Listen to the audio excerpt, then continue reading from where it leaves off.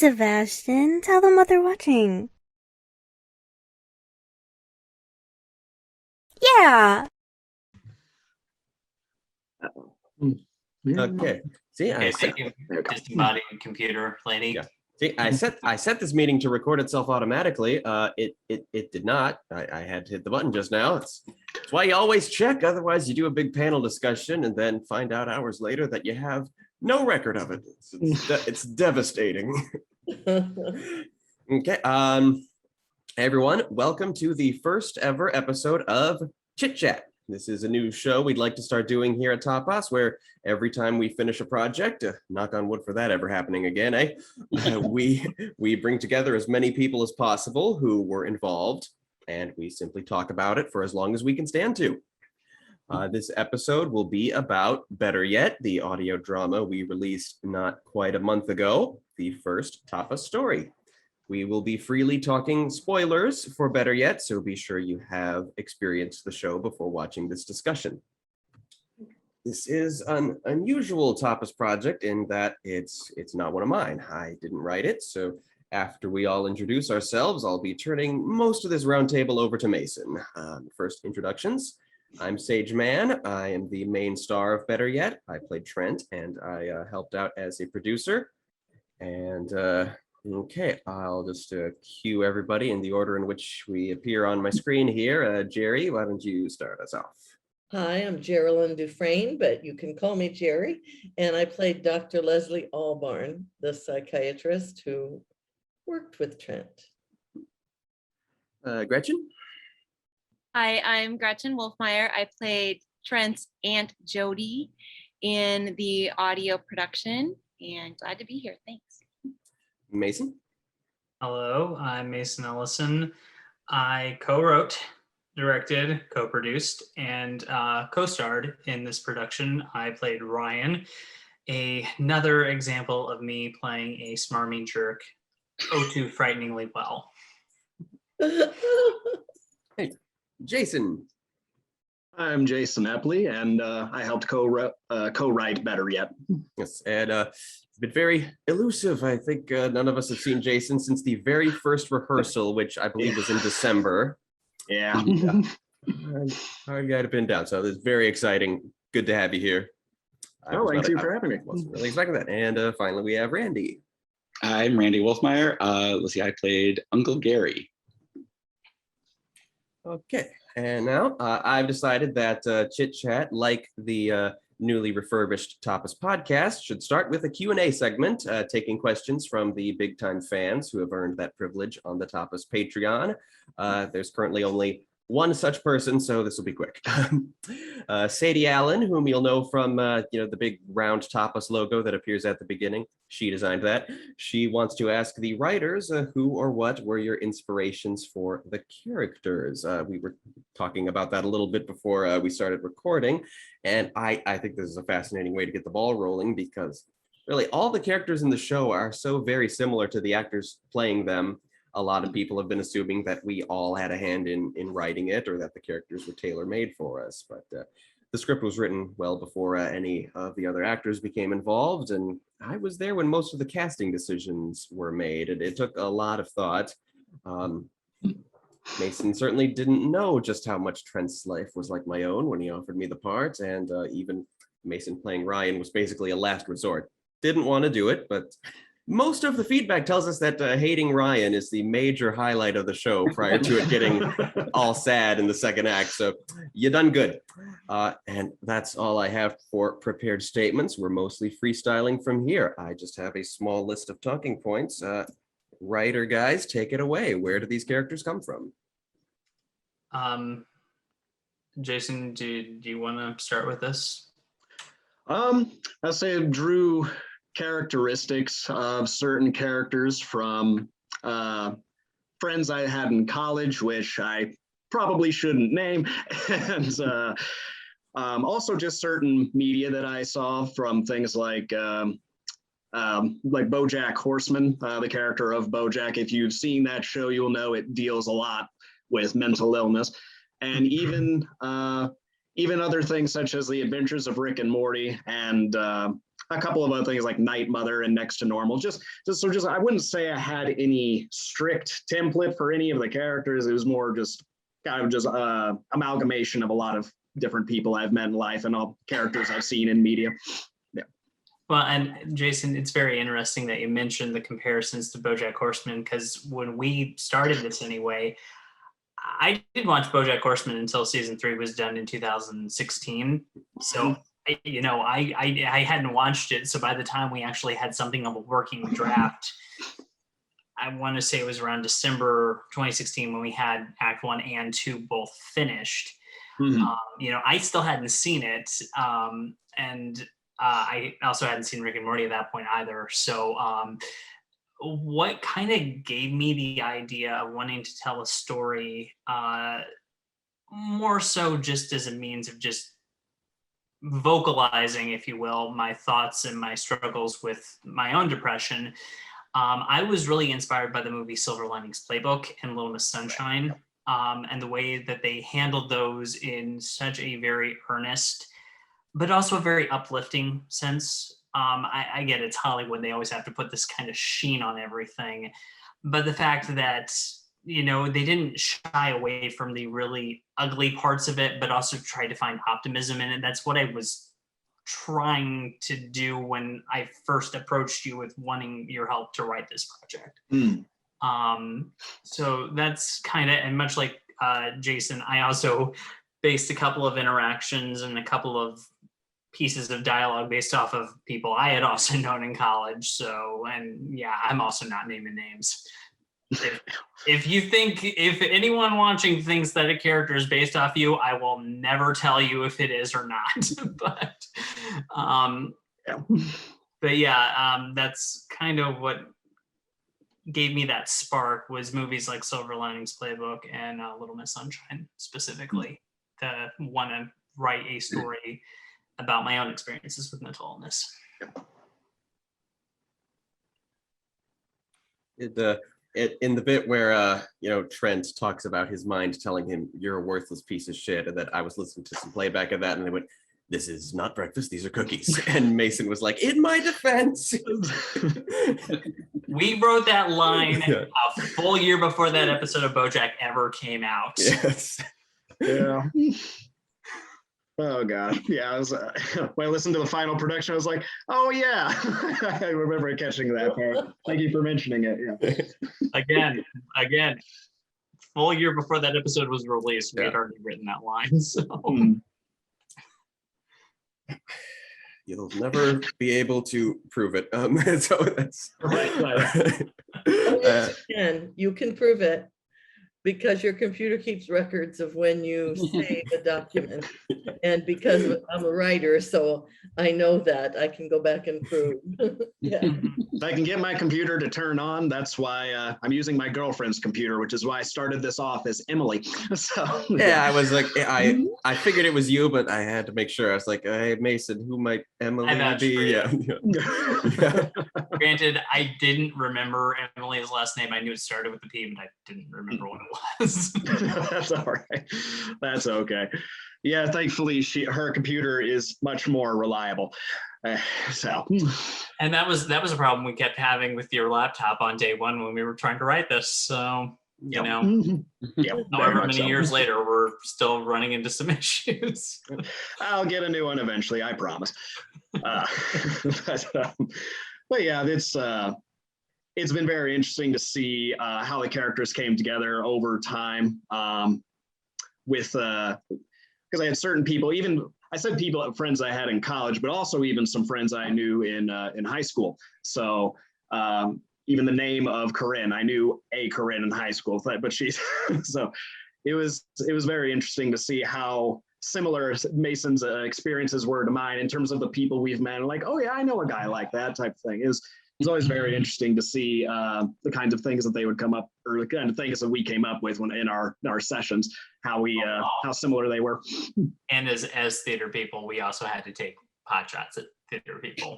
We just had to. Of course, yeah. It's those experiences. Like I said, a lot of people who know me and who heard about the story really thought it was my story. because it's yeah, very, very similar. I was having our lost track of what I was going to say there, but okay. Just before we started recording, you mentioned a lot of names came from favorite musicians. It seems like there was Trent Reznor, Damon Albarn, and I think Mason, you mentioned some other source of the name Corinne. Yes. Specifically, I came up with the name Corinne because I am a huge fan of the late 1970s, early 80s sitcom Soap. And one of the characters on it was named Corinne Tate.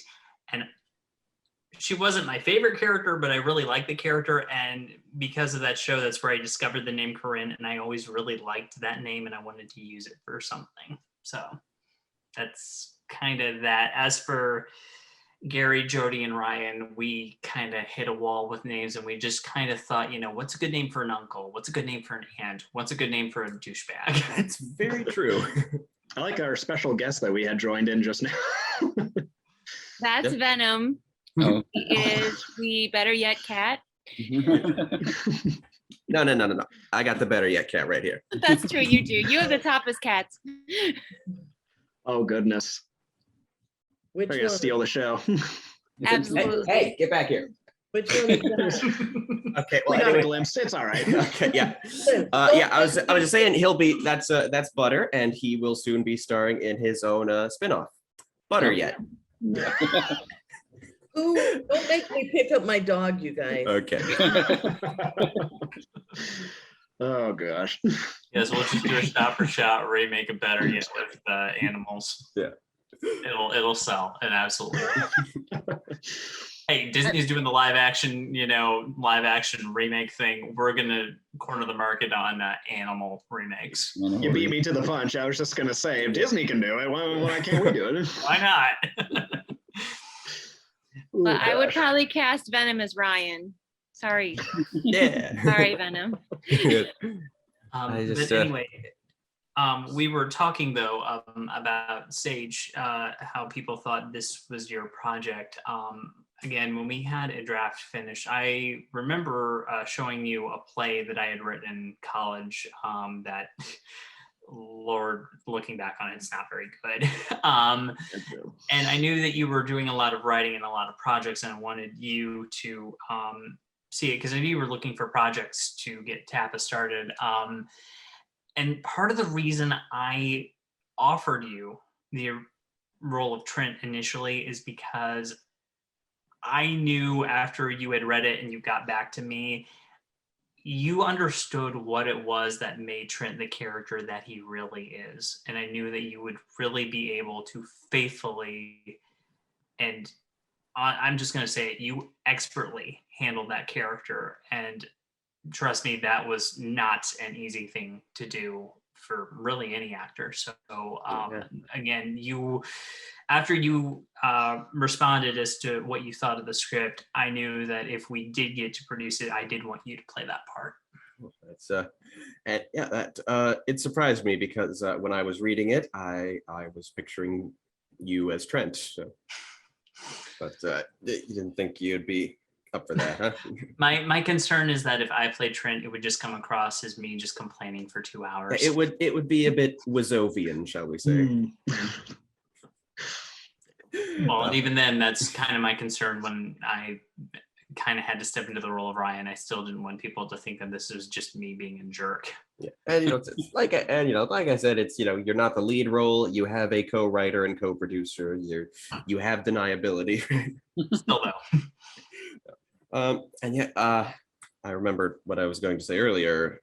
Fits right in here as well. It's that you have Isaac, our sound engineer, who I really wanted to be here today. He could not make it, but he very instrumental to all of this, obviously. But he just when we were just wrapping up some editing toward the end, he told me that just like when I go in there in the booth and I'm Trent, that it's like I become a completely different person. And I was like, well, heck, I just thought that's what I sound like when I'm depressed. And I guess I'm doing pretty good if people don't know that side of me. So it's good.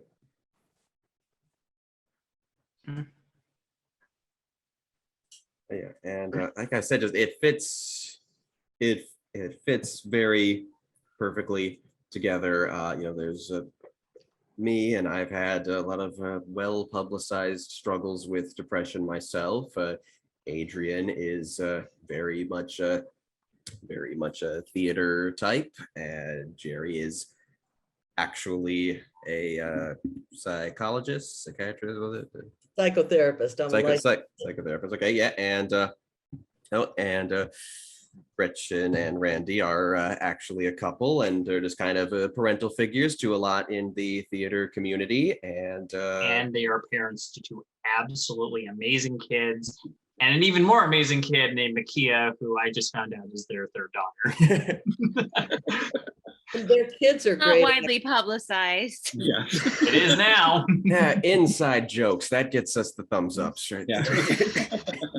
Hey, we got to make sure other members of TAPAS watch this. No, True. we are theater parents, and a lot of like theater aunts and uncles to a lot of kids. Mhm. So like that part of this hit home. It's like, well, of course you can come and stay with me. Of course I'll come and help you. Like I don't know what I'm doing, but I will absolutely let you come and stay in my house.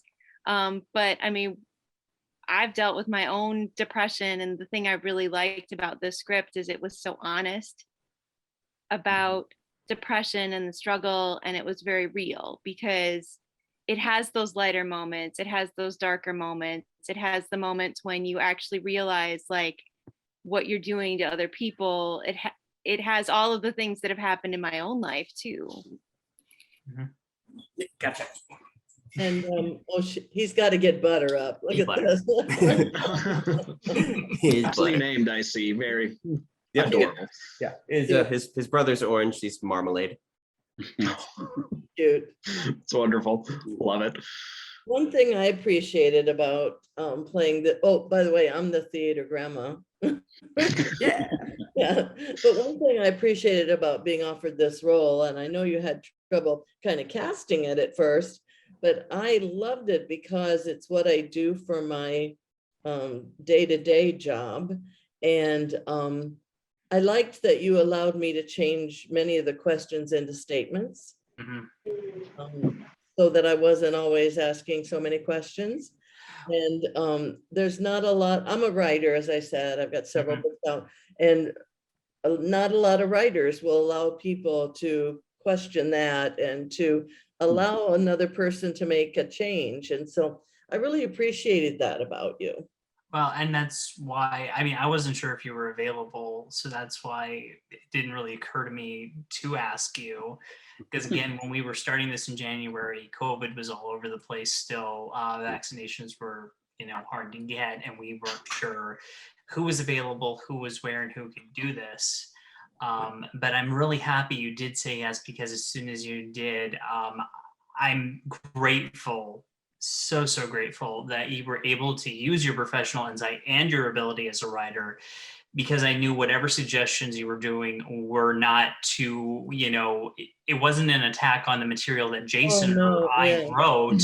It was to strengthen the story, to strengthen the character and the relationship that, Dr. Albarn and Trent have. And that is exactly what I wanted, which is why I was thrilled when you said yes, that you would be able to do this.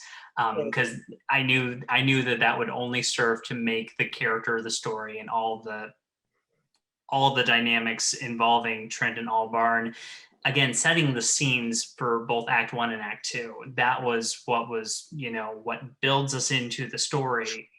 It's so important, and I'm glad that you were absolutely able to. And that's, again, a thing I valued from everybody in this cast. If you had a suggestion that made the script stronger, it was always a suggestion I was going to take it to heart.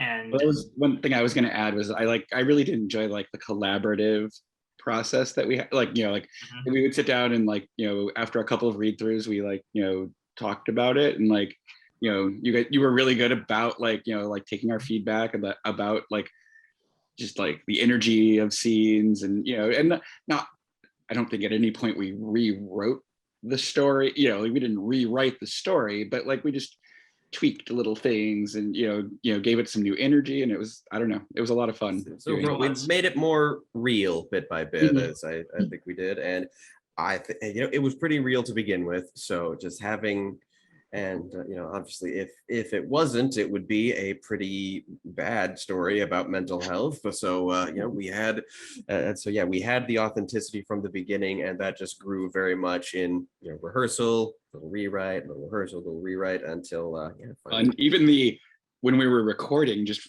finding that there were lines that we just had a hard time, like we would, when we did the rehearsals they were fine, but as soon as we were recording, like the words just wouldn't come out right. So it's like, I'm glad that you were good with like just even rewriting some, tweaking those. So like they just don't come out right, and it just like I listening to it again. I listened to it again, and I'm like, everything just, it sounds real and just authentic. Mm-hmm. Yep. And again, that's what I was very grateful.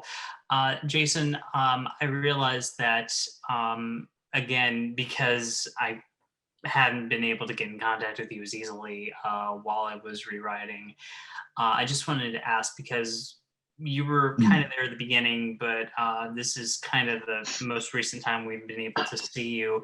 I just kind of want to get your thoughts on what the final project actually turned up being. I mean, there wasn't, as we said, not any major like changes to the story or the characters or anything, but I'm curious what possibly stuck out to you listening to it as a finished project. Yeah, how'd we do? Yeah, I'll say say, nice things, please.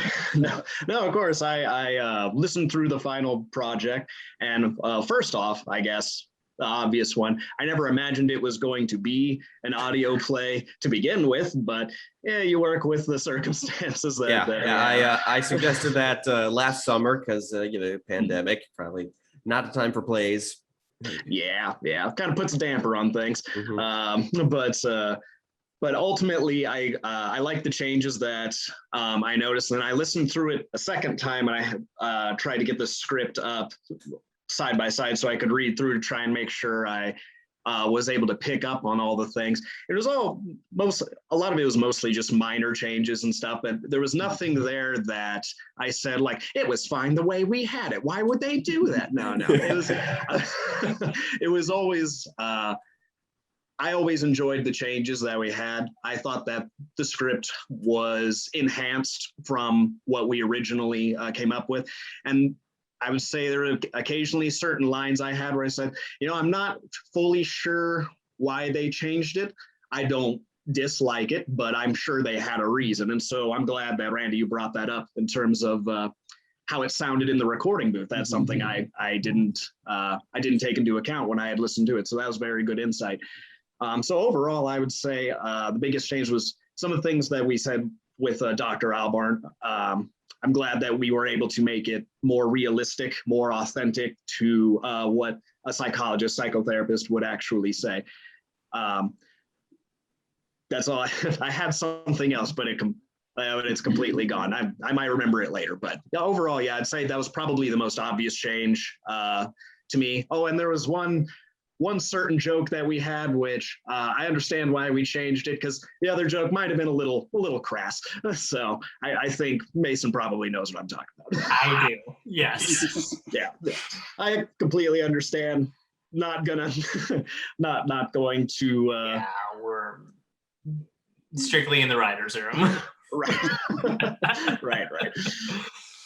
But overall, yes, I was very pleased with the final project. I really like how you all were able to bring it to life. Again, maybe not on the stage as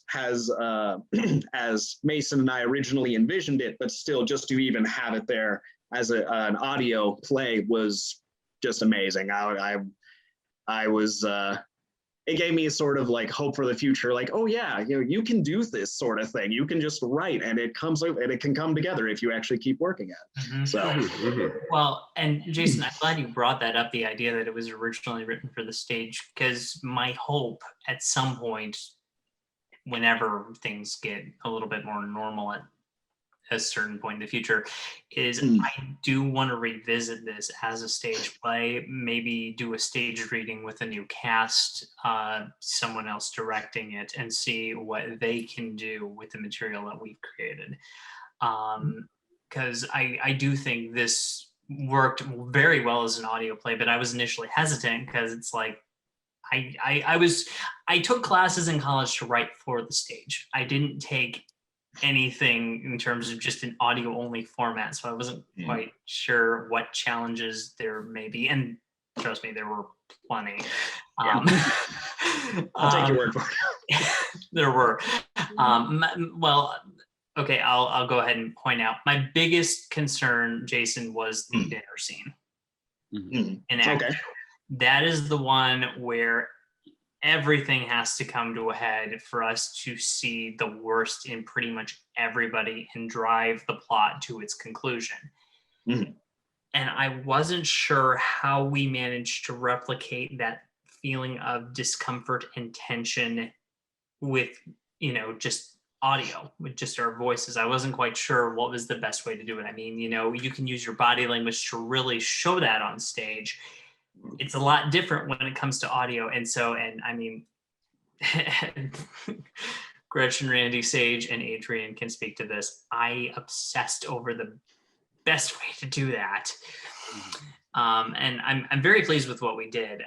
Eventually, we were able to get it. But I mean, that's the thing, though. I want to see that. I want to be able to see that discomfort, that tension. I want to see it on the stage at some point. So that is what I'm hoping we can build to, for better yet, in the future, is, essentially what actual play is. Different actors, different directors, somebody else reinterpreting the work and seeing what can be made of it at some point. So that's my hope. What I really did like about that dinner scene, like listening to it, was the fact that they gave you more lines. Well, no, not that. I'm kidding. No, but like the fact that that Isaac made us or talked us into recording it all together instead of in pieces like we had originally wanted to, because listening to it, like it does have that spatial, like that you can hear the space, like you can really hear that we're all in the same room together, because like that was one thing that I was like really surprised about listening to it, like how big of a difference that made for that scene, was just like hearing us all. And you can actually, like, I was even just listening to it on my iPad, not like really like deep in stereo kind of thing, but you could just you could get a sense of where everybody was in the room. I don't know, it turned out much better than I thought that was going to turn out. And that's just a testament to how amazing Isaac was throughout this entire project. He really did an amazing job. Yeah.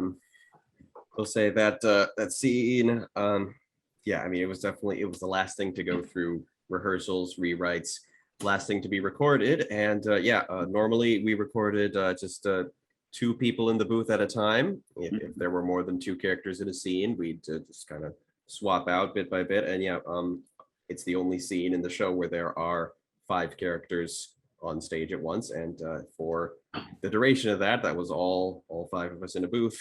And the tension, it was definitely helped. I didn't think it would be possible for us to do that, but we went forward, and I'd certainly say the scene benefits from it. It really helped just play off of each other, like just see, hearing your voices directly, and like being able to play together, and like hearing each person react, rather than just the recording of somebody else saying something, like actually, like, I don't know, it just felt like it really captured that well.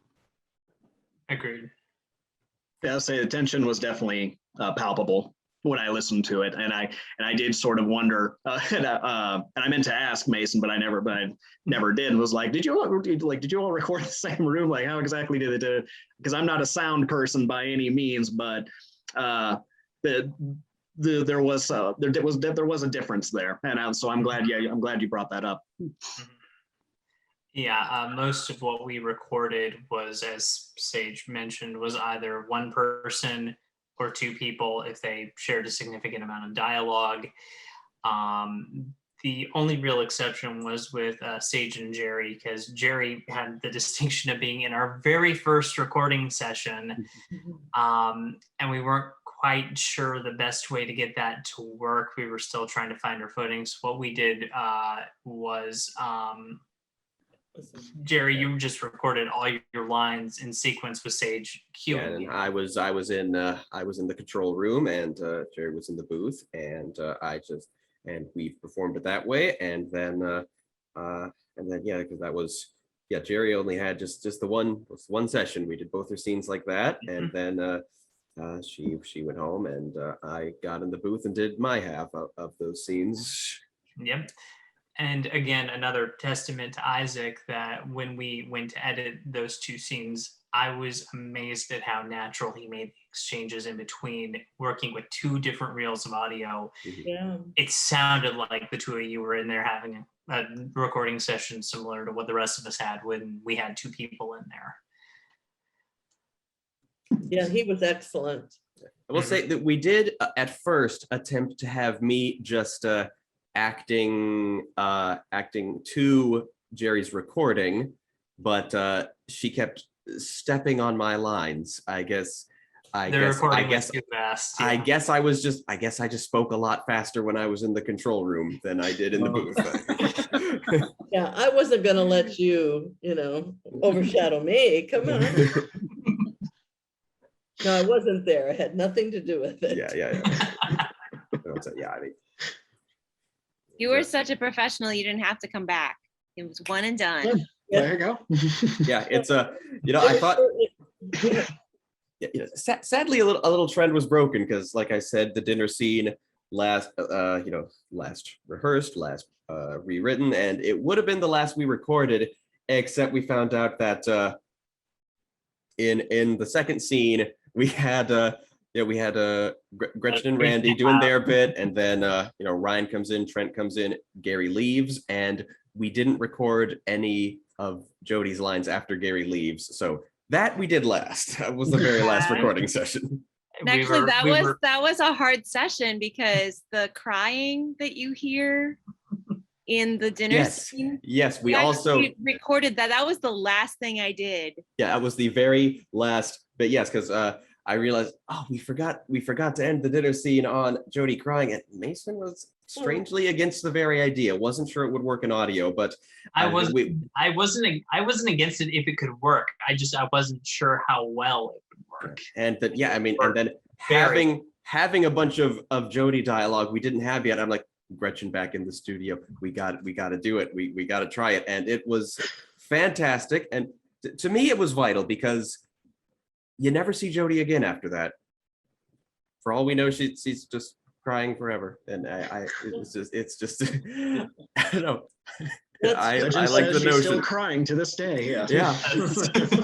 It was hard to do though. Like as an empath, like I still listen to it. Like when I listened to it again, I was like, oh, this is hard. This is really hard. And even just to get to that place, like because Trent has that fantastic monologue right before it, and he's like, you don't understand me, you will never be able to fill this hole and be my family and be my replacement. I mean, it's just heartbreaking, right? And she's just completely crumbling at that point.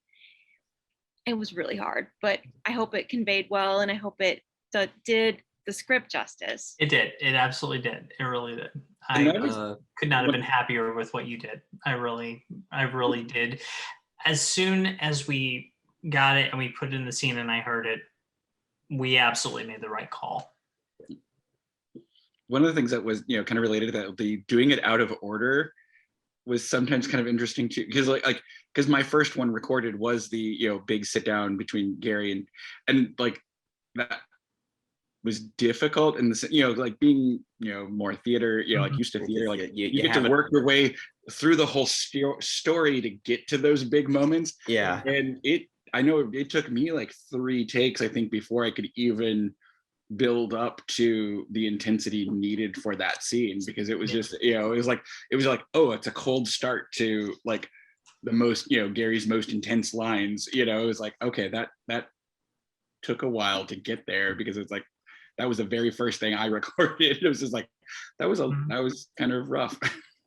Well, and that's the thing, even though it may have taken a while to get there, the thing is everybody did get there. Everybody was able to get where they needed to be to portray these characters. And again, I could not be more proud of the performances that everybody gave.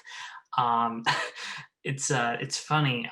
When this was released, I was doing Chicago, and I remember coming in to get ready for one of the performances, and Drew Quintero comes in and said, "Mason, that was amazing." And what I was so impressed with was the fact that none of the characters were stereotypes, but I had to go back and double check that was Adrian. And it's like, yeah, that was Adrian. It was an amazing performance, from Adrian.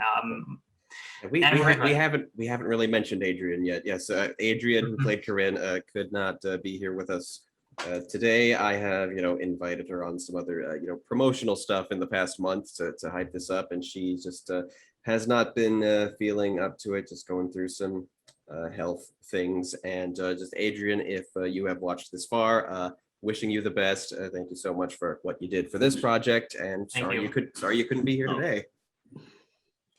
But yeah, Adrian did a phenomenal job. I wanted to make sure that whoever I cast as Corinne was someone that I knew Sage would have chemistry with. So I asked him, who do you think would be someone you would have a natural charisma with to be able to portray these parts? Because so much of the material lives or dies by the relationship and the conversations between those two characters. And Adrian was the first name out of his mouth. Yeah. Well, I mean, you gave me 3 names, I think, and I went with Adrian because we had been dance partners in a previous musical, and so it was someone I knew I had guaranteed chemistry with. And yeah, I'd say even before Mason suggested it, she had been one of the names that was on my mind. Good. Mm-hmm. And You guys again, worked really well off of each other. The scenes that you guys did together were not scenes that we were privy to. Yeah. We only recorded the dinner scene with all 5 of us. And it was great to see that. It was great to see that relationship grow between Trent and Corinne. And it was really wonderful. Yeah, she had a very just her performance, how well she did it made me have to do better just to keep up with her. So it was very good. Yeah. Well, and I mean, I've known Adrian since I want to say 7th grade. And when you said that you wanted Adrian to play this part, it's like, I know Adrian can do it. I know she could. So She certainly did. Yeah, she did such an amazing job, and I am so thankful that she said yes to doing this project. Because, well, Sage, we mentioned the idea that with Corinne, the stereotype that I was concerned with, and I didn't really think, Jason, I don't know if you were aware of this, but I wasn't aware until we finished of the Manic Pixie Dream Girl trope. Oh yeah. I didn't know what that was until after we had finished writing this. And after I re-examined her, it's like, please don't let people think by the end of Act 1 they just think she's another Manic Pixie Dream Girl, and that's it. That's what I loved about this show when I first read it, is that at the end of the first act, you think this is a Manic Pixie Dream Girl story, just that kind of comedy. And then, Mason, you mentioned once that this is not what you intended, but what I saw the first time I read the script was that you get, then you get to Act 2 and reality hits you hard. Like, your Manic Pixie Dream Girl is a human being with her own damn problems. She's not there to fix you. She's and not only that, you can't keep making all these quippy sitcom one-liners to your loved ones, or they're gonna start to resent it. Right? Yeah. That's what I was concerned with again, the idea that Act 1, everyone will think, oh, I know exactly where this is going, and that's it. And it's something I'm still concerned about, honestly, that some people will stop watching before the act break because they think it's just all these tropes played perfectly straight. And just Is it too late to put some alarm? Is it too late to put some alarm sounds and a giant banner saying "Keep watching, keep watching"? Just go full Brechtian on it, yeah. So, You think Yeah, you why know where not? this is going, but you don't know. You don't.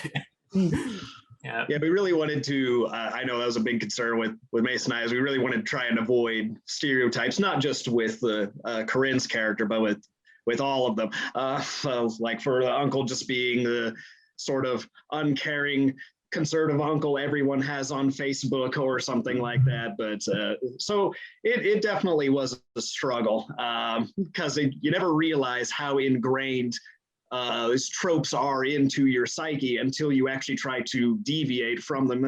You end up sort of drifting back into them at some points, and so that was definitely a big concern we had when writing. Yeah. That's what That's- edit. Oh, go ahead. No, go ahead. Yeah. I Go was ahead. just gonna say, that's what editing is for. That's why you write it once, twice, three, Yes. four, and on and on and on until those tropes are gone and people say, oh, that was unexpected, and you Mhm. get pretty excited about that. I was gonna say earlier when we were talking about people doing a good job is that I've been in tons of shows in my life, both musicals and straight plays, and done a few audio plays. Gretchen and I were in classes where we wrote short ones and performed. But I always expect that there's going to be like somebody not quite pulling their weight, or they could have said this a little better, and I expected that, honestly. Didn't happen. I think everybody, even the reluctant writer turned actor, who has always been an actor but didn't want to this time, even you, Mason, everybody did a great job. And I just felt really proud to be a part of this show. We were very, very proud to have you. Oh, thanks. Well, and again, talking about the idea of subverting stereotypes, it's not so much that we wanted to subvert stereotypes as it was that we just wanted all these characters to be people. And sometimes people do display, stereotypical tendencies, the Yes, guy yes. who makes jokes when they're nervous. We know people like that who do exhibit traits that could come across as stereotypical, but that's never who they fully are once you actually know the person, which is why the idea that Corinne does struggle with depression as well, she just handles it usually better, unless again in act 2 where she's under such stress and certain stimuli that she starts showing some of those tendencies. The fact that Ryan is a incredibly loathsome human being until you realize that while he could still handle himself better, he has his own insecurities, and he's just exhibiting those insecurities in a very destructive way to other people. We know people like that, and it's not that necessarily makes them a stock character, as it just makes them a person with different sides. And that was what Jason and I wanted with these characters, the idea that Gary doesn't talk very much unless it's incredibly important, such as calling Trent out. The idea that Ryan does have a side that actually is capable of showing empathy and compassion. He just didn't realize, okay, I crossed a line and even I can see it. That's what I think was necessary to really exhibit. The only one I feel bad that we didn't really expand upon nearly as much as I would have liked to was Jodie. But the problem I was having, and Jason, I don't know if we talked about this too much, was I wasn't quite sure how we could develop her after the dinner scene without more or less repeating what would have been said in the finale. Act 2, Scene 5, between Trent and Corinne. Everything would have just sounded as if it was just being repeated, and I couldn't think of a way to incorporate Jodie in a meaningful way. No, I would agree with that. There were a couple of points when I was revisiting the script after our first initial read through. I thought about maybe trying to have some sort of like resolution with Jodie, but then I thought about, I'm like, no, I'm not really sure it's necessary. I kind of I think that it's okay to leave it there and let sort of the audience pick it up, because obviously these people are going to keep living their lives after the story is done. So I was all right I went back and forth in terms of should we just let the audience fill that in for themselves in terms of their imagination, or should we add an extra scene? But ultimately, I thought it was okay to leave it where it was at. Yeah, I'm happy with leaving it where it's at. I acknowledge that Jodie is like the one character that just didn't get that extra dimension to the same way some of the other characters did. Yeah. But I mean, I'd agree even with that. playing her though, I feel like she went on her own journey. She was trying to figure it out. You know, she was trying to put on, you know, to help in a almost impossible situation, and was definitely overcompensating, and maybe should have put her own oxygen mask on first before like helping everybody else. So that's really real. And you played that comes across in your performance so well, Gretchen. It really did. And that's why I don't regret not writing another scene to explain that, because again, you know, because of your performance, because of some audio cues, like Jason said, the audience should be able to fill in the blanks from there. Yeah, so an off-screen resolution for Jodie, just where she's calmed down and seen everything. Just I don't really know how that could have been entertaining. So just having it happen off stage was, I think, the right call there. Yeah, because I was worried that if we added an extra scene, because that was one thing I had thought about saying to Mason. I was worried if we added an extra scene where, like, because he says goodbye to Corinne, but you know, why doesn't he say goodbye to the family that has been putting up with him this whole time?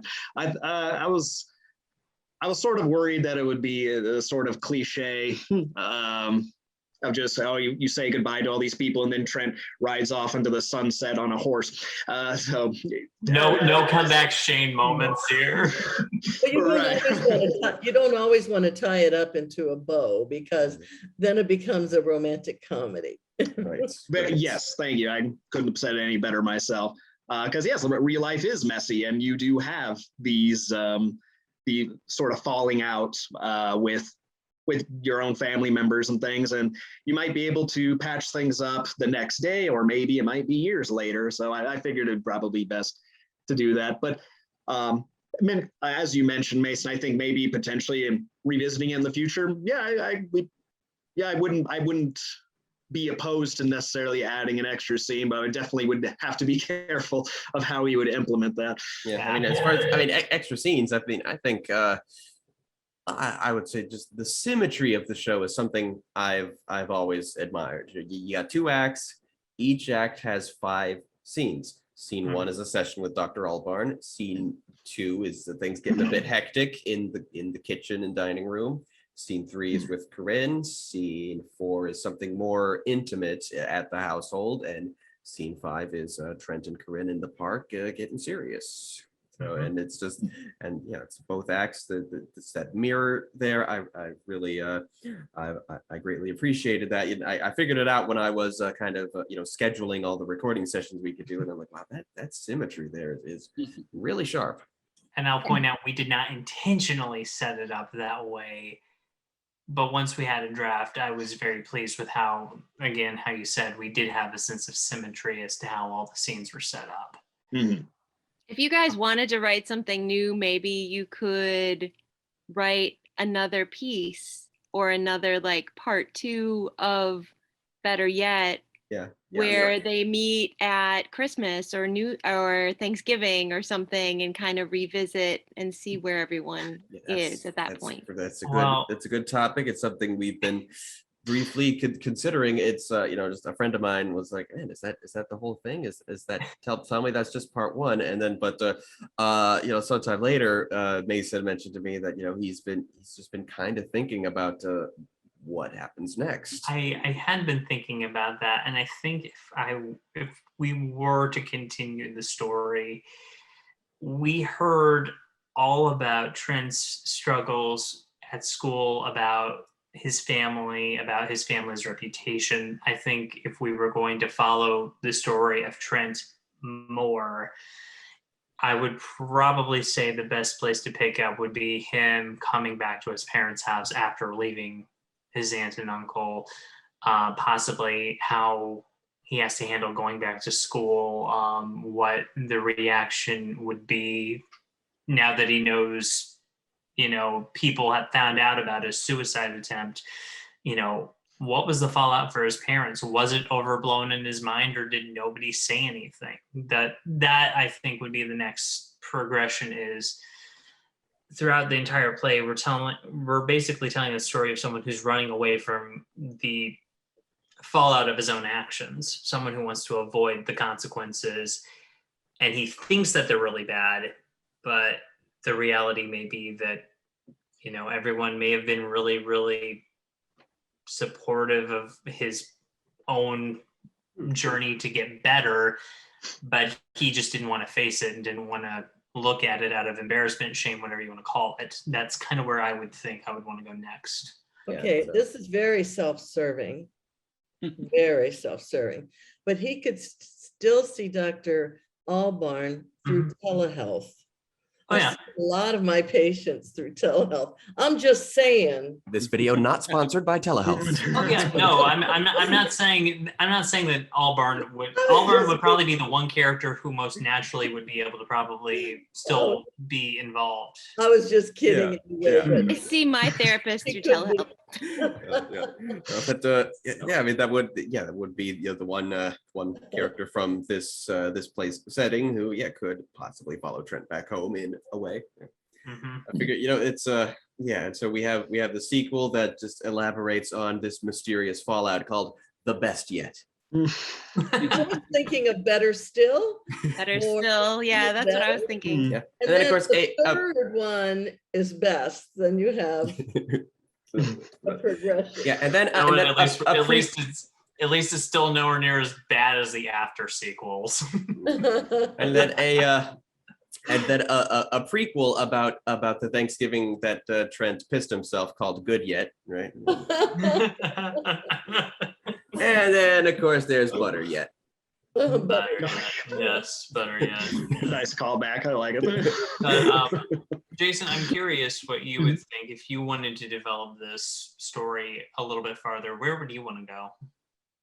I really like the things you just said. I think working with when he gets back home, if you wanted to be very topical, you could say, oh, he gets back home and then the pandemic hits. But so how's he going to handle being isolated with his parents and everything going on? There's a lot of different directions you could go with it. Because of course, being a weeb, my first thought was an anime time skip where 10 years later or whatever, and he has a different outfit and he goes to see it. We keep all the same characters, but that might be. I think you could probably do more with that. You could probably have more compelling settings than just do a time skip with all the same people.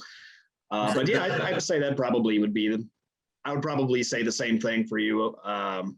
As just how does he deal with going home? How does he deal with the people at school, his own family, even people around town? Yeah, that'd probably be the best thing to go with.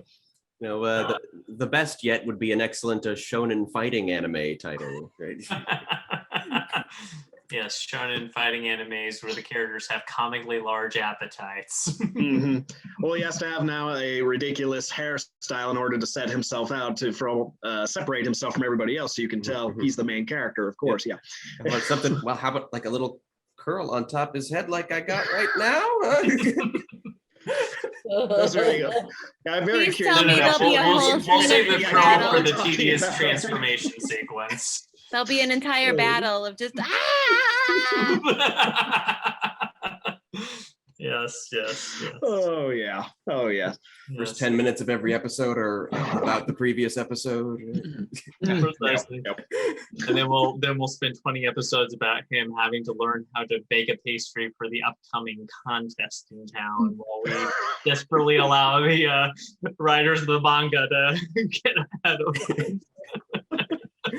He has to have a new rival that by the end will become his best friend. Yeah. Well, we kind of started that with Ryan, so there you go. Oh, true. Cousins, good rivals. Yeah, that's a good dynamic for rivals. Oh yeah. That's not too bad. I'll need a friendship song at the end. Oh, yeah, you gotta have a Gentle friend. anime closing Overcome themes. anything through the power of friendship, of course. Yeah. Yeah, I wonder the how thing- many people who possibly listening to this, they're completely lost. Yeah, I have no the idea what thing- we're talking about. The thing about the tough thing about superpowers that come from depression is that just sometimes it's time to save the city and you just don't feel like it. Yes, I'm as many problems as I have with the movie adaptation. I'm suddenly thinking of Alan Rickman in Hitchhiker's Guide to the Hitchhiker's Guide at the very end. Okay. I'll have to rewatch that now because I can't remember. It's been too long. Oh gosh. Oh well. Yeah. The depressed robot saves the day through the power of depression. Yeah, that's right. Thank you. Again, Been years since I've seen that. I have my own problems with the movie adaptation, as I think Yeah. I'm pretty sure every fan of the book does, but I did like watching that scene. What can I say? I love Alan Rickman. Well, who doesn't? Very true. Excuse me, jeez. But yeah, in terms of, again, developing the character of Trent, that's kind of what I was thinking, was we focus on, you made your bed, now let's watch what happens when he lies in it. Is it going to be broken glass, or is it actually just going to be a nice warm blanket? What is this bed he's going to lie in be? He thinks it's going to be terrible. It may not be as bad as he thinks. Yeah. Who knows? Yeah. In Trent's defense, he was kind of prophetic about the dinner and what was going to happen. True. And say, all the same, if he came back home and everything was fine, that wouldn't be much of a story. But how much of it is really fine and how much of it is them putting on an act? Ah. That's what if you're looking for problems. If you think things are always going to be worse than they actually are, how well can you overcome your own pessimism in that regard? Mhm. Yeah, there's a lot of different things we could play with there, but I think in terms of like a nice logical step forward, that would probably be the best place to go with the story. Yeah. Absolutely, yeah. But again, as of right now, though, my plan is to try and get this on stage next. We'll worry about sequels at another point. Yes. We have to make sure that the opening box office makes back at least 3 times the budget, and that there's enough buzz on the internet that people start review bombing us before we can think of a sequel. Yes. And Yeah. let's see, how are we doing? How many views does this thing have now? Looking it up. 184. Nice. Mhm. I still wish we had more views for the final project than the trailer, but Well, I mean, that's the what trailer's happens. a lot shorter. Yeah. true, I know. But still. And that's the other thing, just the fact that, Sage, some of the feedback you've shared with the group, and I've tried to relay some of this to Jason, is that people do empathize with the message. They understand the message, they connect with it, Mhm. and they don't feel like they're being pandered to. So many times when I've watched a movie or a TV show try and deal with mental illness, they try and do something to glamorize it, to make it look, interesting, as if it's something to aspire to, or it's something that without it, this character isn't interesting or sexy or cool or something. And it's like, no, Yeah. it doesn't work that way. It It's does an not. illness that people need to manage. So that was my biggest concern, was the idea that this would come across as pandering, because I didn't want that. No one wants that. Sia certainly didn't want that. That just really made me feel good when I was able to see that people did get the message of the show, that it wasn't lost on people. Yeah, it's I think the best. I like what you say, because just the mental illness. And Trent says the words, this constant battle to function. That's something I go through every day, and so much resentment toward myself, and just so much just exhaustion from just how much thinking it takes to do anything. And some people say, if Van Gogh wasn't mentally ill, he wouldn't be as good a painter. But no, if Van Gogh wasn't mentally ill, he would have lived a lot longer and given us a lot more paintings. Exactly. I agree. 100%. And that's what I didn't want to name names, but I'm going to name names. 13 Reasons Why is a perfect example of something. Thank you. I was trying so hard to hold that back. Mental illness. We were going that way, yeah. Yeah. Well, and that's the thing. When we started writing it, 13 Reasons Why first came out with its only good season. And even then we were I at least was kind of concerned, because it's like, I don't want people to compare this to 13 Reasons Why. It's not a similar story. And then again, as 13 Reasons Why became worse and worse, it's like, oh, thank God, no, I don't have to worry about the comparisons. This is already much better. Yeah, people. But at the same time, they kind of glamorize mental illness. I mean, God love me, I don't know why, but for whatever reason, out of morbid curiosity, I had to watch all 4 seasons just to see how low the show could actually sink. And by the end, spoiler alerts for 13 Reasons Why, I don't know why you would watch it at this point, but I'll go ahead. The main character is having flat out conversations with people only he sees who are dead. They're not ghosts. He is literally seeing people. He is full out delusional, and he doesn't get any help. He doesn't get any medication. Nobody really says or does anything by the end of it. That's not glamorous. That's not healthy. Oh, yeah, that's taking an already bad message to an extreme right there. Again, it was like a train wreck. It was horrible, but I couldn't stop. I had to see, how low are you willing to go? And it's just the idea that it's almost like, this character is interesting because he's seeing things. It's like, no, this character needs serious help, and you're using it as a plot device. It makes you wonder, like, what is a writer's moral responsibility in that situation? I am so thankful and so glad that we have the little placard that comes up before Better Yet and after Better Yet about, about your own mental illness. And if you need help, here's who to talk to. Here's where to call. Yeah. People conflate, mental illness, depression, especially with, creative talent, but no, you definitely get treatment. You will be a better artist after, because you'll be able to focus. Yes. Can I just say too that when we say mental illness, there are as many types and varieties and flavors of mental illness as they are humans. Yes. And so but something Sage said really struck me about not wanting to do something but not being really able to. You're too tired. But I've been talking to my patients lately about something I read that was amazing to me. It's like, you can't make your muscles move. When you're that depressed, your muscles will not cooperate.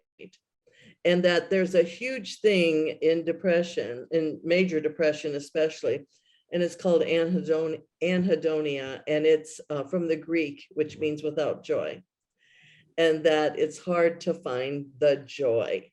It's hard to have fun.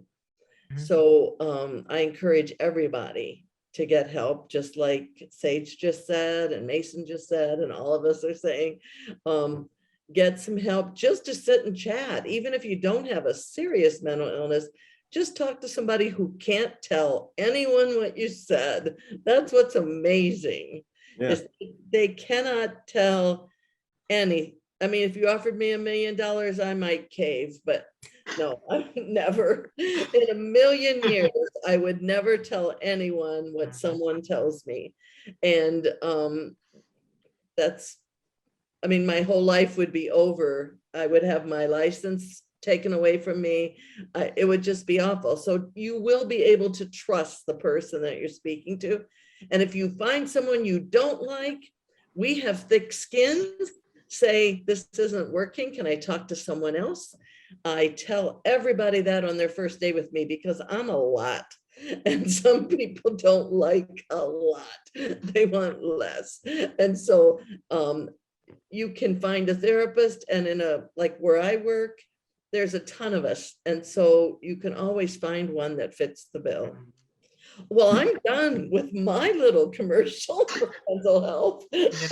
I'm glad you shared that, because with this pandemic, a lot of people I don't think have ever felt more alone than they have this past year. And let's face it, Zoom is not the same as getting together with people in a room and having a real conversation. I love doing this. I want to hug you. Yeah, exactly.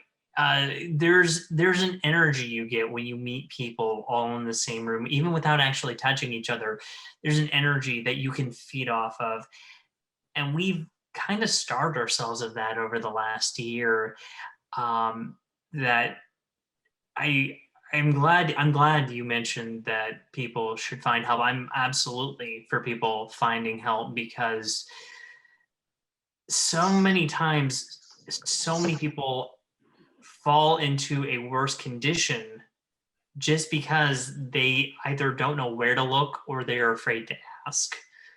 And that is the other thing I'm really glad we put that disclaimer on, is if somebody watches it and they never considered that they may be depressed, or they may be feeling that way, or they know someone who is, that's the other thing. If it can encourage you to find help or find help for others, you are doing a world of good right there.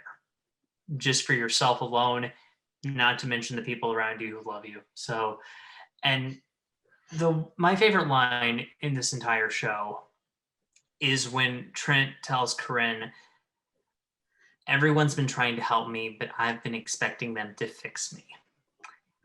And I think so many people think, when it comes to your mental health, that it's something to be fixed. The idea that I take this medicine, then I'll be fixed. I'll go to therapy and then I'll be fixed. It's not meant to fix you. It's to give you the tools to make your outlook, your life, your day, even your hour just better. It's continual maintenance. Yeah. Yes. No, Jerry, I am so glad you shared that. Thank you.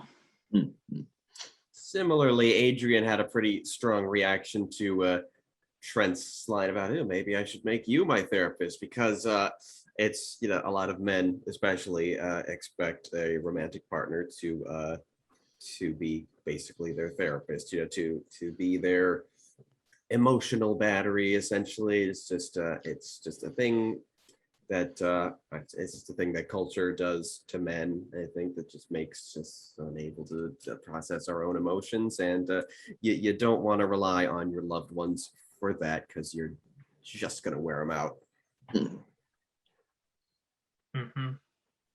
Yeah, absolutely. I know I sound like a typical millennial right now, but yeah, even I was reading the other day an article just about how there's an app, of course there's an app for everything, where if you don't even want to talk to a human therapist because you still feel like, even though they are professional, you might be burdening them, you can they even have a cognitive behavioral therapy with artificial intelligence. So you can just be talking to a robot. They can't feel like you're wasting their time. They're literally built for that, programmed for that. At least until Skynet goes online. Right. Very true. Yeah. So use that against you. That's fascinating, because you mentioned cognitive behavioral therapy, because I have all these books about cognitive behavioral therapy, but I can't bring myself to open them, read them. I stare at the first page, begging myself to comprehend, and I'm like, man, I need cognitive behavioral therapy in order to get the cognitive behavioral therapy book open. But that an app with an AI sounds interesting. Sage, really, cognitive behavioral therapy, in my humble opinion, is probably the most used type of therapy, at least in my awareness. And I've been doing this for over 40 years, almost 50 years. And I believe that it is so helpful because it's so simple. I use others as well. Other methods for like people with PTSD and things like that, with a lot of trauma in their lives. But let me tell you, good old cognitive behavioral therapy teaches you that what goes on in your brain influences your emotions, influences your behavior. It's that simple and that beautiful. And so open the book or find a therapist who uses it. Good luck with that, Sage. Yeah, I will. Yeah, I will bring that up to my regular therapist. I think sounds good. Well, they might be using something better for you. I mean, it's all individual, so I'm not saying that, but opening that book is not a bad thing.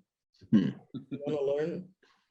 It's definitely not as exciting as reading a novel. So by no means am I blaming you for not reading. Yeah, well, I can't do that either. I used to read books. I miss them, man.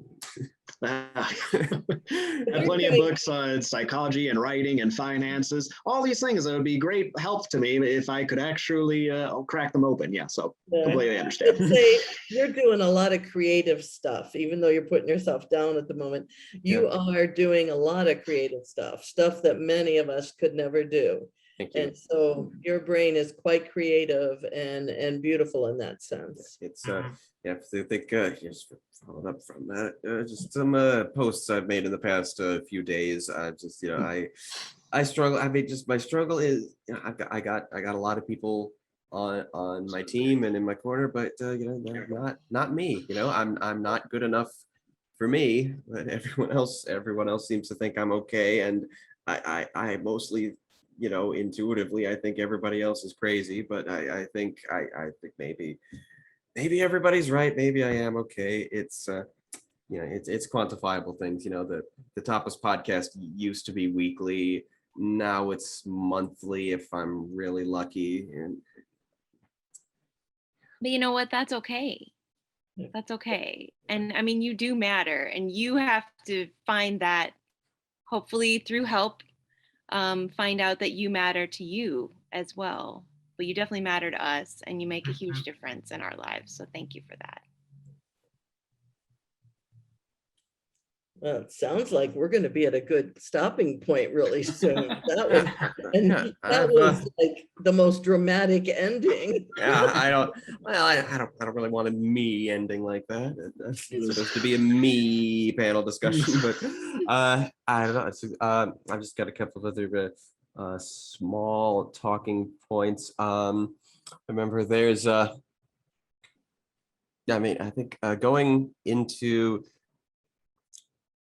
the studio later, we're going to be doing a couple of other little things. One is the podcast version, because it's a YouTube video right now. We're just need a podcast version for easier listening on the go. And for that, we need to figure out how to publish a podcast first of all, and also we need a voice reading the credits that are on screen in the video version. But there's also the blooper reel, just a couple of funny outtakes that we do have on the record, and one of which was it's about the pronunciation of and I can't remember which one's the right one. Is it Albarn? It's Albarn. It's the right one, and I mess it up all the time. Yeah, so I wrote it down. And there's something.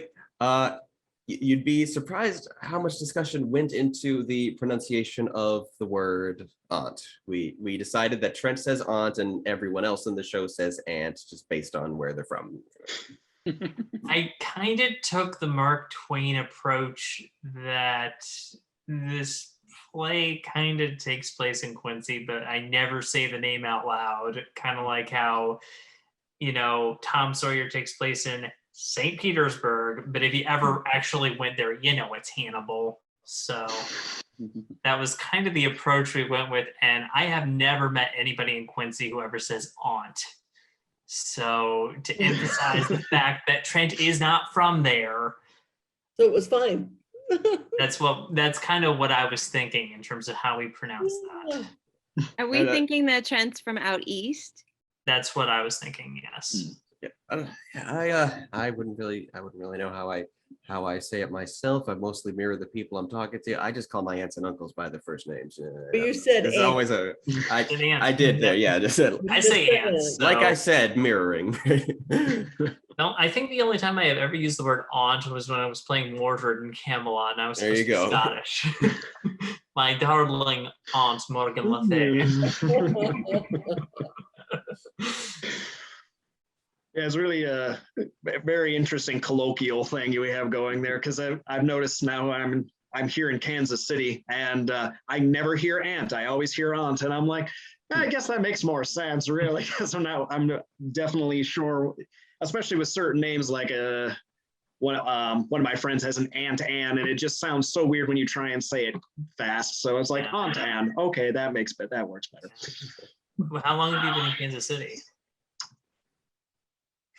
Last I thought you were still in the Southwest, so.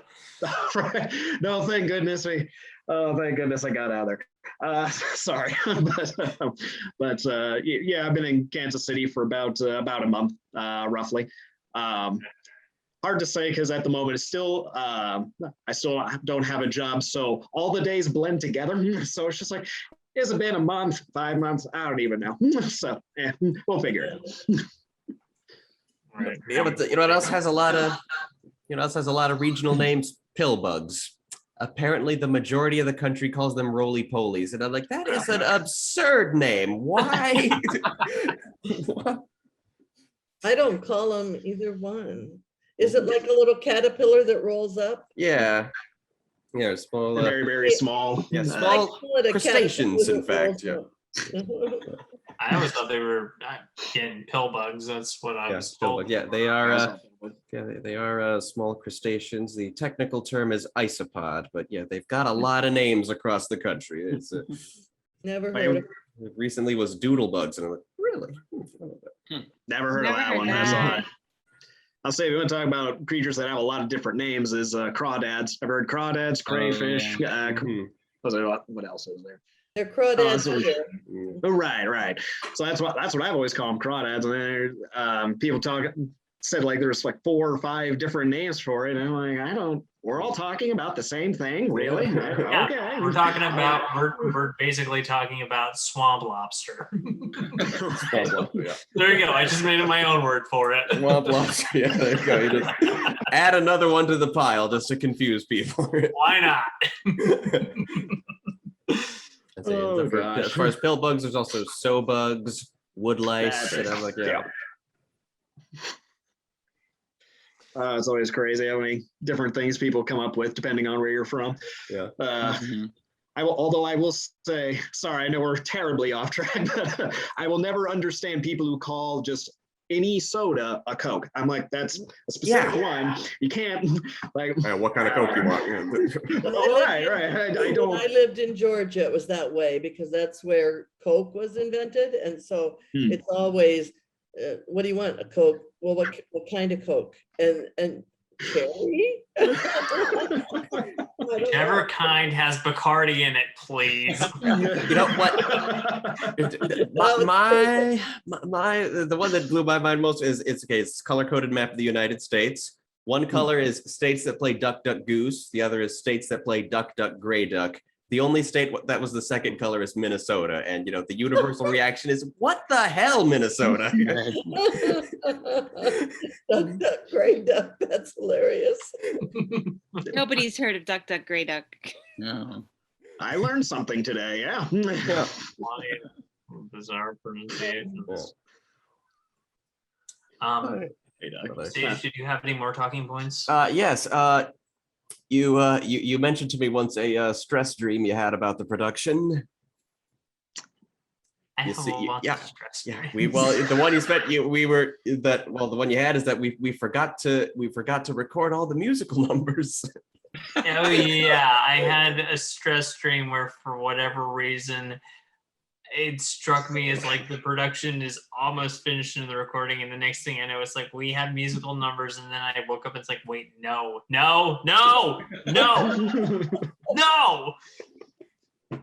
I wasn't trying to do the Steve Carell meme. I want to make that clear. I was not Okay. trying to impersonate. Everybody wants to see Depression the musical. Yeah. No, I mean, let's Dear- face it, that's that's the kind next of what step Dear for the Evan project. Hansen exists You know for. what? We've all been in musicals, though. Yeah. All The of thing us. that's the All next of step us. for the project is to convert it to a musical. Yeah. Better it's, yet, the I musical. will only allow this to be converted into a musical if you can somehow manage to get Bernstein and Sondheim to collaborate again. And I don't think that's going to happen. Death does that to you. I'm sorry, what? I said death, which Bernstein are you talking about? Leonard Bernstein. Yeah, he's dead, right? Yeah, exactly. So Okay, Yeah. I don't think you're going to get that partnership back together anytime soon. it's just just depression is not a topic that lends itself well to singing. It's that I don't feel much. I mean, I do think that Dear Evan Hansen does cover the feelings of isolationism. I have always thought that Evan Hansen was kind of depressed, and I think that musical handles it very well.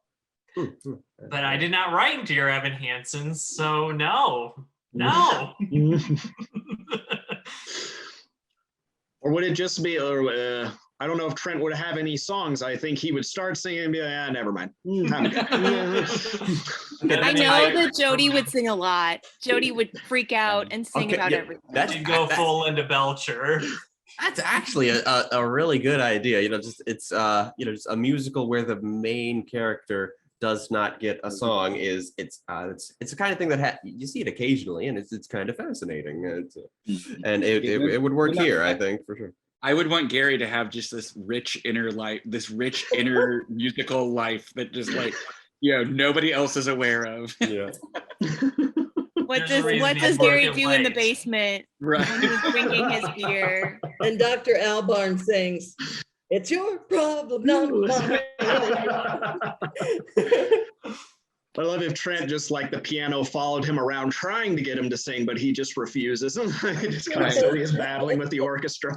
Well, and I mean, you mentioned the idea of depressed characters not singing. The one time I thought it was absolutely hysterical, going back to my 90s roots, the musical episode of Daria.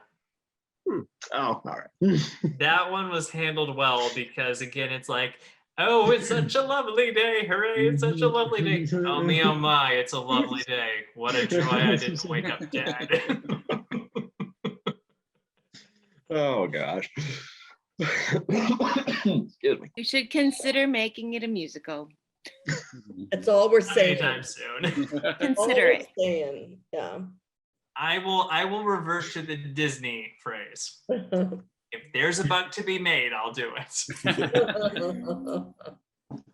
So yeah, if anyone asks, basically. But yeah, no, that was just one of many stress streams I had. I have stress streams a lot.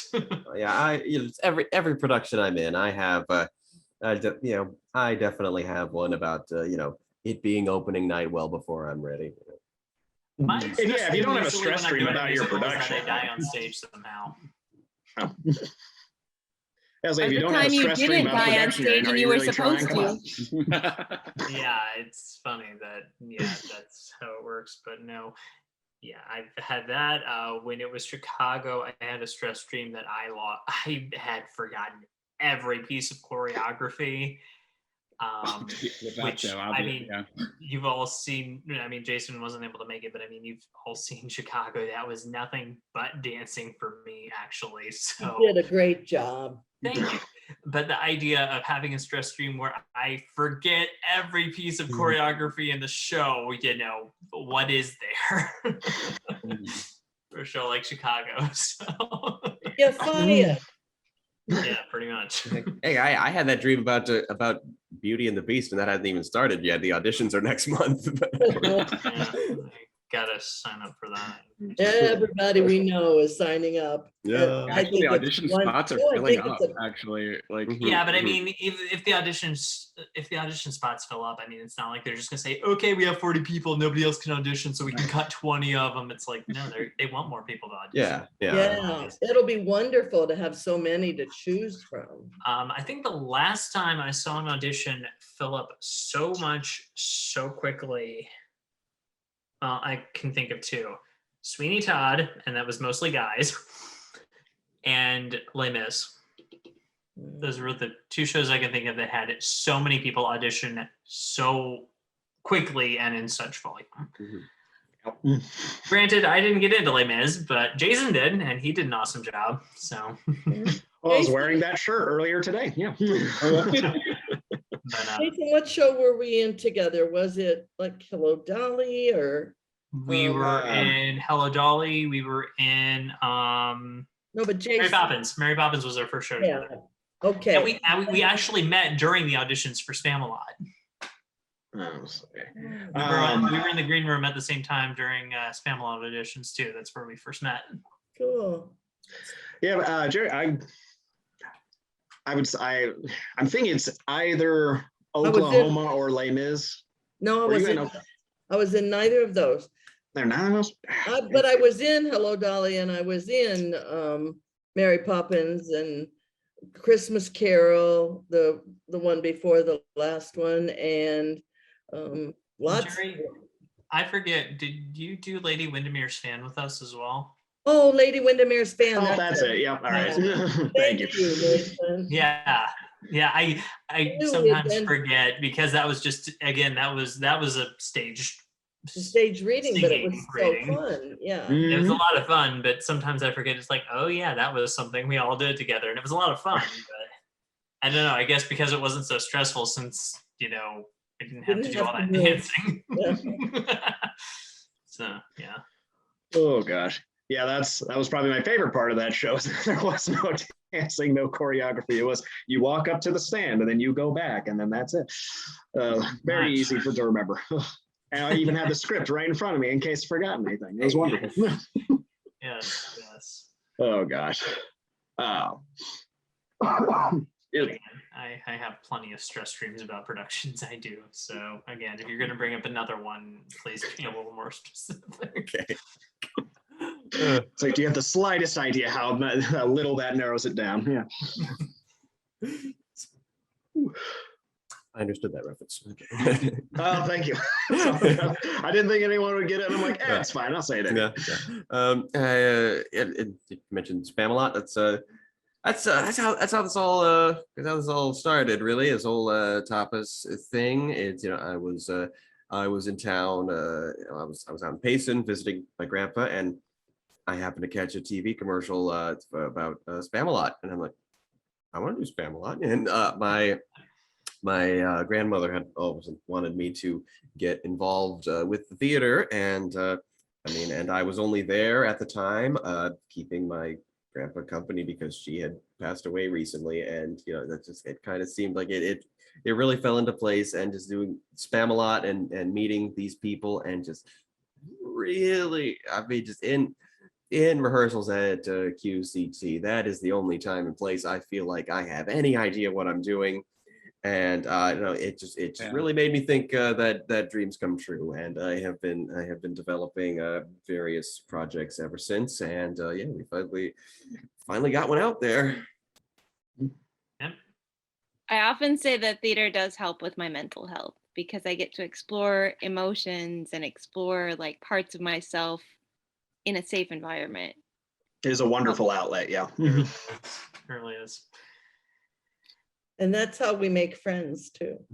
About to say, every single person involved in this production I've met either through, in the case of Jason, show choir, or in the case of the rest of you, theater in some way. So yeah, that's, again, it's truly inspiring to see exactly what theater can do, which again is why Jason and I felt so obliged to take pot shots at theater people. They could take it, we could take it. We had They brought it on themselves. That'll teach you to express yourself creatively. Yeah. Right. If the stereotype fits. Oh shoot. Yeah, I just like to take time to just acknowledge just others who could make it. There's Adrian, obviously a very big part of the cast who couldn't be with us today because she's taking care of herself, which is what the show is all about. So I approve of that, as well as one person told me they couldn't finish the show because it was triggering for them, and I'm like, hey, you have that moment, you stopped before it got you, I guess. And I'd just like to talk a bit more about the process of finding Isaac.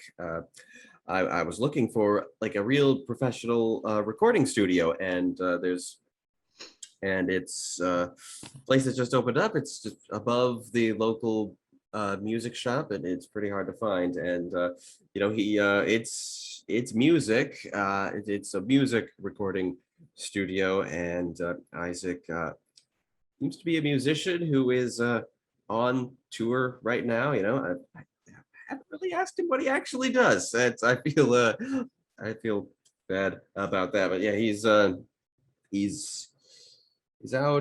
on tour right now, and but yeah, he was willing to take on this most unorthodox use of his studio, and yeah, and I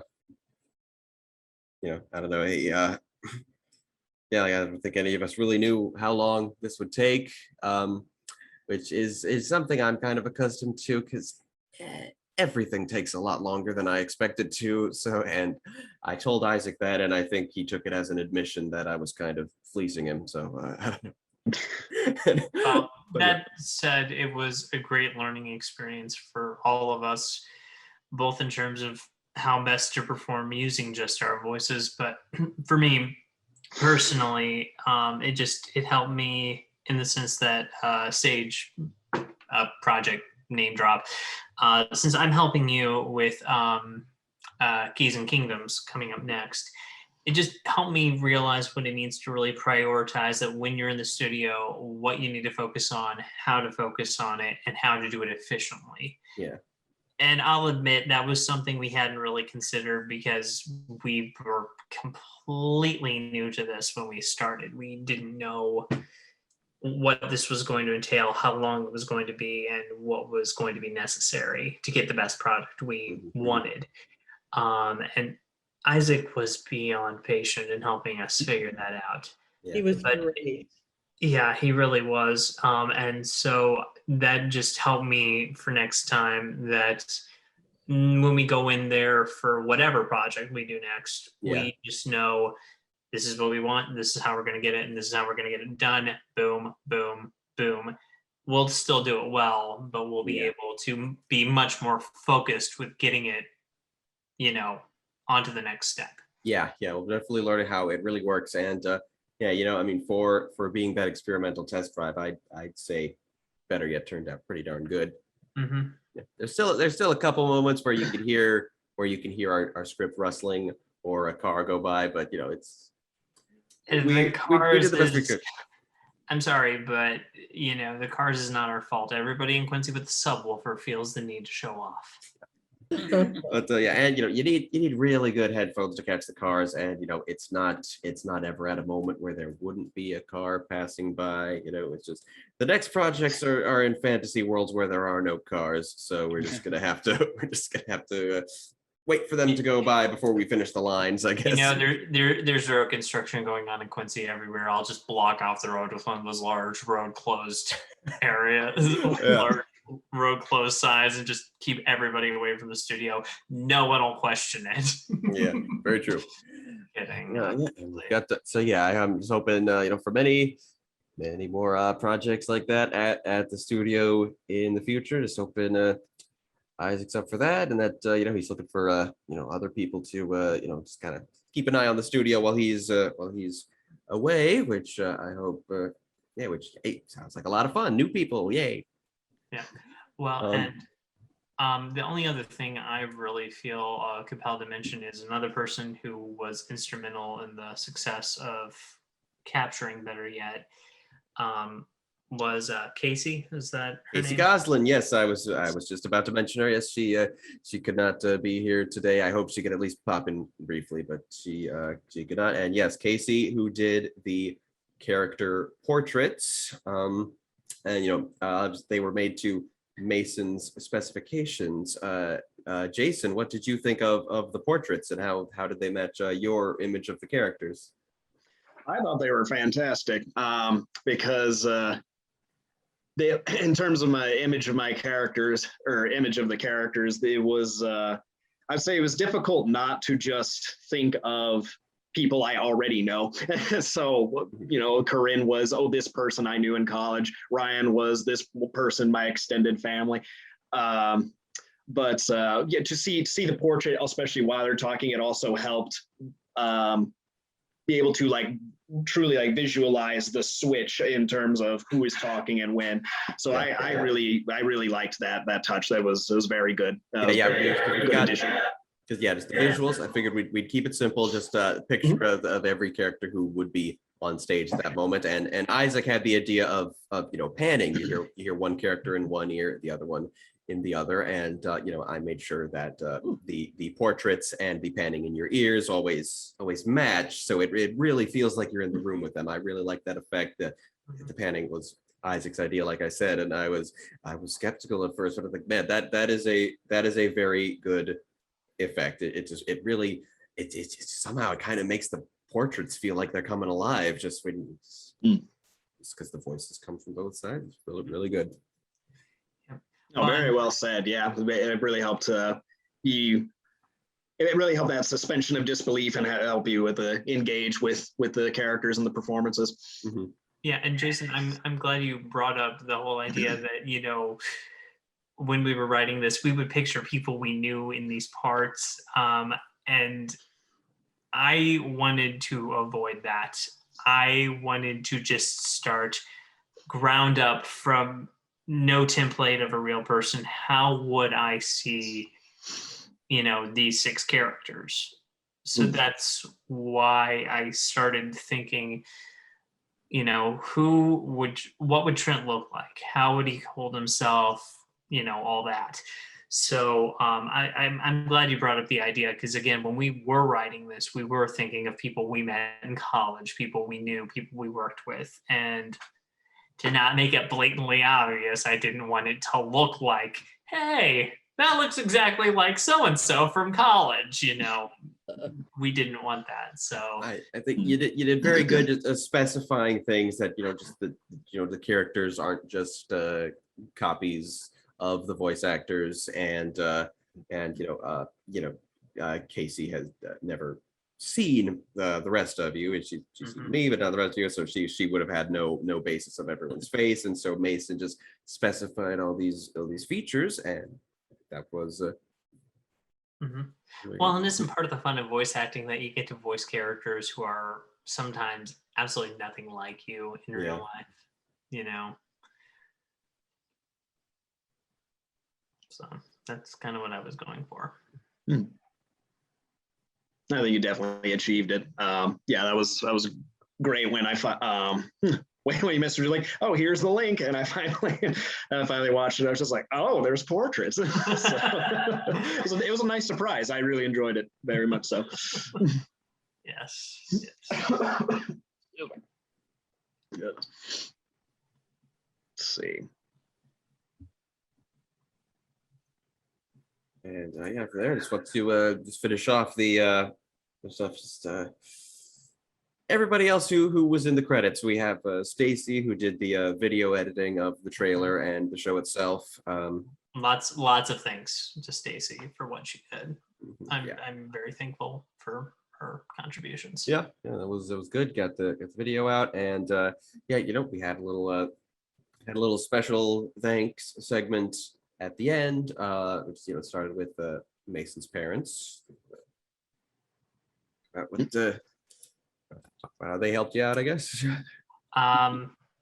Well, considering they're the ones who got me on antidepressants when I was in junior high, I really wouldn't have actually understood what it meant to have a mental illness if they hadn't taken a proactive approach. from such an early age. You know, and the love and support thing and all that other parent stuff. All that other stuff, yeah. Yeah. Doing Even if their they jobs, still yeah. haven't watched it yet. Dude. I'll get after your mom about that. Yeah, Thank my mom hasn't either, but I'm okay with that because I think I think like you It can be get hard it, for- you get it now, right? You want to watch my show, but instead you keep listening to the crime podcasts that are your routine. You get what I'm saying, right? I Get what I'm saying. totally understand. I mean, for example, when you get into a routine, it's so hard to break out of it. I just finished watching every episode of Law and Order SVU. I started during lockdown and I just couldn't stop. That's a lot. How many Yeah. episodes are there? 22 years worth. Well, So I just did 21 years of Midsummer Murders in the UK version, Midsummer Murders, 21 years.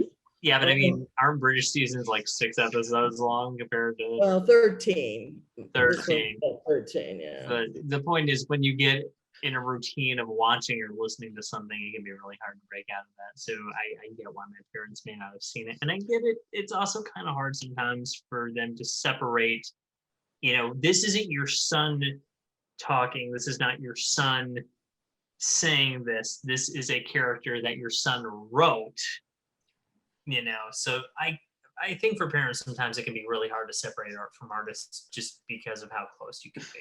So. Sure. If they don't, The if point they is, don't watch though, it, that if your son or daughter does something, you should support them and watch it. I mean, I know that they support me. I'm not mad if they don't watch it all the way through. I understand it. This I one will deals make with a- hard stuff, right? It deals with hard topics, but that doesn't mean that you still don't watch it and support them. And maybe you talk about it afterwards. I will make a confession. I will say for the people I've told about this, I will say, well, it's on YouTube. So at the very least, you can adjust the playback setting and speed it up if you want. Okay, like I don't care. Just please. Probably shouldn't have told them to do that, but hey, whatever works. If it gets them to watch it. Yeah. Alvin and the Chipmunks present better, yes. Yeah. Right. Well, once you go fast enough, yes, but yeah.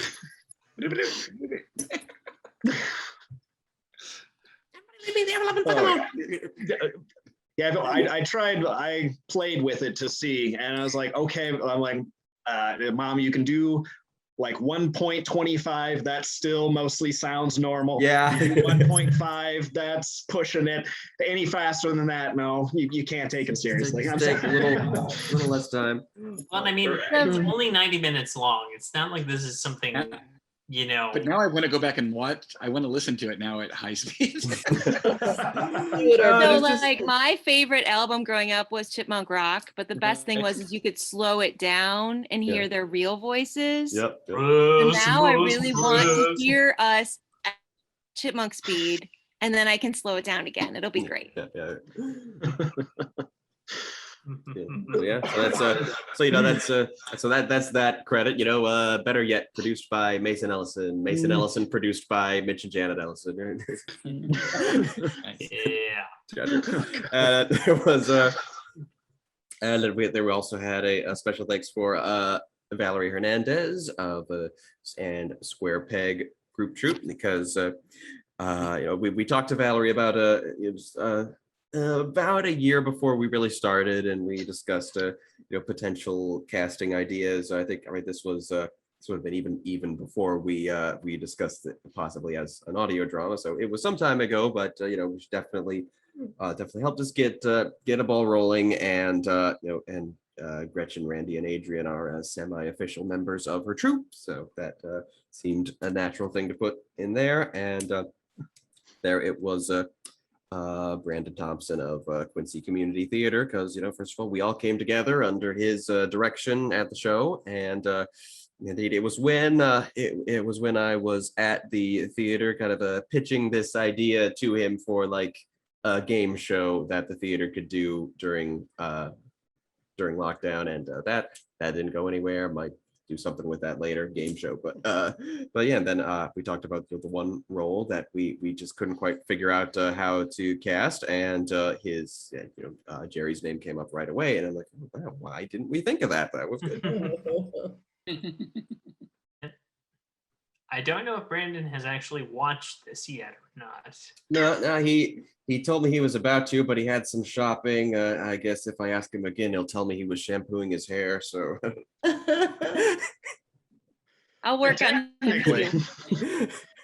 I'll Well, say and- truly, you can just listen to it like it's an audio book. You can do that. Basically, yeah, it's it's gotta, yeah, it's kind of hard to keep a YouTube video as active, Yeah. like that. But yeah, it's And that's why doable. we're It's hoping to doable. that's why we're hoping to do the podcast version Yeah, of it. real podcast version. Just need, like I said, a voice to read the credits.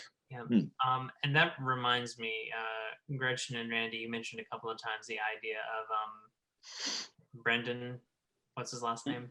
Brendan Shea, he's the education director at QCT. He's also a dramaturge, You mentioned that. and he has his master's from Harvard in dramaturgy. Fancy. And he's wonderful. Jerilyn and I have had classes with him. He's fantastic. He will take your writing to like next level stuff, and he would be a So, great asset to the I team was about if to you say, go forward. if you want to share this with him, because again, my hope is to continue to improve this for the stage, and Yeah. any feedback, as long as it's positive, any feedback really would be amazing. Honestly, he's the most constructive positive feedback. person Constructive and wonderful to work with. But that's it. That's exactly it, though. Aside from helping him move a couple of risers during the Chicago strike of the set, I don't think I've ever interacted with him very much, because around the time he got there, COVID. So, but yeah, if he's interested in listening to it, I would absolutely love to hear what he has to say. Yeah. For a future stage version, we're thinking. I mean, first of all, I mean, I think. I mean, I would be happy if he wanted to direct the stage version, if he is so inclined, but That'd be good. And obviously only if he wants to. Well, there has been discussion of doing like at QCT more stuff in the lab space, like actually doing like some smaller, and even like the idea of taking more local produced stuff and like putting it on in the lab, talked about that for a while. I would love to take some advantage of that myself. And is that and so what the stage version of Better Yet needs is for one thing, slightly younger actors, I think, because I think most of us are just a bit above what the characters would be in live action. Except for Gretchen and I. We're mostly talking about Trent, Corinne, and Ryan. Yeah, specifically. If Hollywood can cast like 30-year-olds as high schoolers, we can do it. It's fine. Yeah, that's what I said. Yeah, Hollywood does that for film, though. We're theater. Yeah, Totally different. Unless your name is Ben Platt, you can't be 29 and play 14 believably. Hell, I'm actually too old for my role, except that I am still working full-time as a therapist. But normally at 74, you're retired from that kind of stuff. I think you're perfect in that role. Thank yeah, you. absolutely. and beyond that, one thing that Mason observed when we were doing the character portraits is that the cast is all white, which we hope to something to amend for a stage version would be interesting, and however we would manage to do that. Honestly, one person right now that I would cast in a heartbeat if she would be interested in doing it, the stage version, I would absolutely cast Makia Gay as Corinne. I absolutely Not just would. because she's my daughter. No, just working with her in Chicago, she is such a phenomenal talent that if she wanted to play the part, I would cast her if she showed any interest, but that's only if she wants to. And I don't know if she's heard this yet. So, but for the sake of fairness, if we were doing this as a stage production, I would want open auditions for every role. So if you want to come back and audition for your part again, The condition is I can't be in the room, and you have to, audition for it. You have to fight for it. Sorry, no, we're not offer only. No, and I think that's fair. And I also would like to see more people of color and more diversity, throughout. Well, and I mean, this wasn't a priority for Jason or myself, but we were not trying to write these characters to be any one ethnicity. Yeah, it's just kind of We were just trying to write characters first, it's and where those the guys with whomever. yeah, it's where the cards fell. It's just who we got, and they could. It's all these characters could look like anything, It's certainly Exactly not specified, as is usually the case in stage. That Yes. characters can look like. Well, and again, Whatever. we were tackling with issues that are prevalent amongst everybody. Everybody suffers from, everybody of any background can suffer with problems with mental health. It's not something that's just for the affluent white people or, people confined to a certain part of the globe. Everybody can deal with these issues. Everybody can relate to these issues, which is why, again, we were not focused on one specific demographic. We were just focused on telling the story and focusing on telling the story with the issues and the themes presented. Yeah, I'd be perfectly fine with colorblind casting. I don't see an issue with it at all, really. Yeah, I'm all for it. Yeah, and it would be a little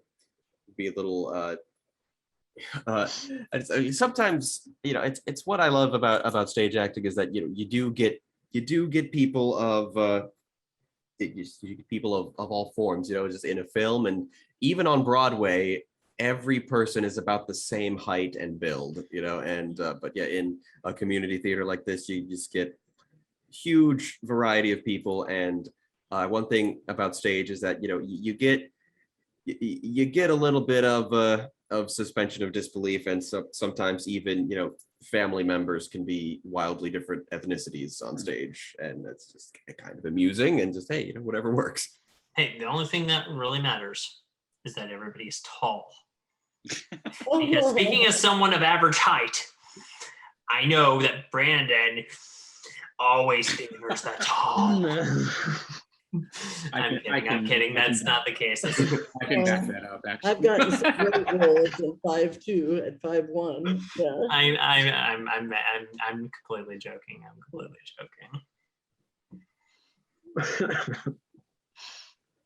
No, if we're being perfectly honest, it's the entire world that is biased to tall people. Yes, absolutely. And now I have just canceled myself. Thank you, ladies and gentlemen. Jason's the only one that wins. Kidding. Twitter's gonna tear you apart, Mason. Oh goodness. Good thing I'm not on Twitter. Let's face it, Twitter would have probably torn me apart for taking a picture of the Eiffel Tower and saying Paris is lovely. No, it's not. Paris is awful. I hate you. That's all Twitter exists for at this point, right? Yeah. More or less.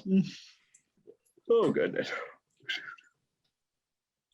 Honestly, I don't want to be on social media for a while. Understandable. Yeah. I think I made a Twitter account. That's another mental health break thing, and that's okay. Yeah, very much so. Yeah. Yeah. Considering I'm not on social media near as much as other people my age, I really didn't want to focus on that too much. That's something I did on my Twitter recently is just I unfollowed most major celebrities because I figured, okay, that uncluttered the mind a lot, and I figured if they have anything important to say, it'll be elsewhere. I mean, what you don't want to find out where's the best place you can get a boba tea on Sunset Boulevard? I mean, that's information I have to know. Oh gosh. Well, unfortunately, my dog is starting to fuss.